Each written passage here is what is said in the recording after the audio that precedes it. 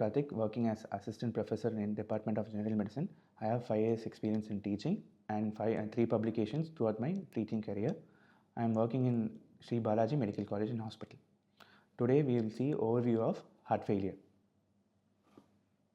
Definition: heart failure is defined as clinical syndrome resulting from structural or functional cardiac disorder that impairs the ventricular ability to fill or eject blood adequately to meet the metabolic needs. Congestive heart failure refers to heart failure with evidence of volume overload, which can be pulmonary or systemic congestion. Epidemiology of congestive cardiac failure: it affects around 2% of the adults globally. Prevalence increases with age. Major cause of morbidity and mortality worldwide. Increases of prevalence due to aging population and improved post-myocardial infarction survival. So, congestive cardiac failure is the leading cause of hospitalization in elderly. Etiology: etiology of congestive cardiac failure can be ischemic heart disease, hypertension, valvular heart disease, cardiomyopathies, arrhythmias, and toxin-induced. Heart failure can be classified based on ejection fraction, time course, and clinical severity. So, heart failure based on ejection fraction can be heart failure with a reduced ejection fraction, where the ejection fraction is below 40%. Heart failure with mid-range ejection fraction, while the ejection fraction is between 41% to 49%.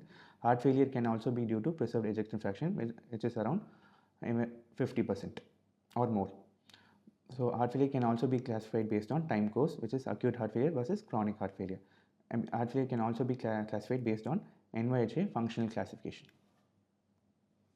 Pathophysiology: heart failure results from injury to myocardium, which can lead to reduced cardiac output. Heart failure can also lead to neurohormonal activation to maintain perfusion, and chronic activation can result from maladaptive remodeling, volume overload, and progressive dysfunction. Systolic dysfunction: impaired contractility causing reduced stroke volume and ejection fraction. Systolic dysfunction can also caused by ischemic injury, dilated cardiomyopathy. So, systolic dysfunction can lead to regional wall motion abnormality and remodeling and causing decompensatory symptoms. Diastolic dysfunction: abnormal relaxation or increased stiffness of the left ventricle. Patient will have preserved ejection fraction but impaired filling. Common in elderly, hypertensive, obese, or diabetic patient. Diastolic dysfunction can cause pulmonary congestion despite normal systolic function. Hemodynamic changes in congestive cardiac failure.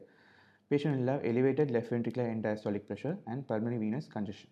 Reduced cardiac output and systemic perfusion.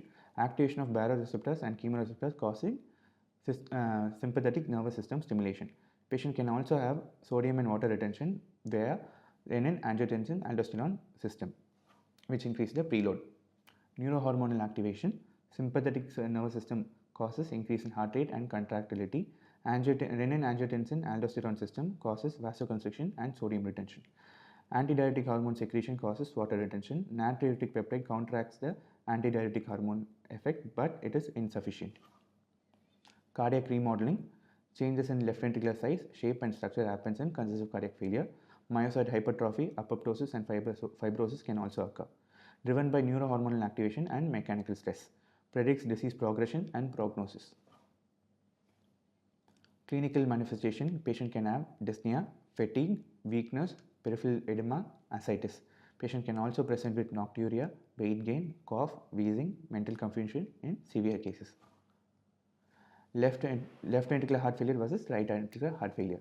In left ventricular heart failure, patient will have pulmonary congestion, dyspnea, orthopnea, and reduced systemic perfusion. In right heart failure, patient will have peripheral edema, hepatomegaly, ascites, often secondary to left heart failure. Physical examination: patient will have elevated jugular venous pulse, ST gallop, pulmonary rales, hepatomegaly, ascites, peripheral edema, cold extremities, and weak pulse due to low output states. Diagnosis based on ST, physical examination, objective evidence of cardiac dysfunction. Patient can also undergo BNP, which is natriuretic peptide hormone, useful for diagnosis and prognosis and estimate the treatment. Imaging confirms structural and functional abnormality. Investigations include ECG, which can show left ventricular hypertrophy, Q wave formation, and arrhythmias. Chest X-ray can reveal cardiomegaly and pulmonary congestion. Echocardiography, key tool to assess the ejection fraction, regional wall motion abnormality, and valvular status of the patient. Laboratory tests includes renal function, electrolytes, thyroid profile, troponins, and BNP. Staging of heart failure. NYHA staging of heart failure classification includes stage 1 no limitation, stage 2 mild symptoms, stage 3 marked limitation of activities, stage 4 symptoms at rest.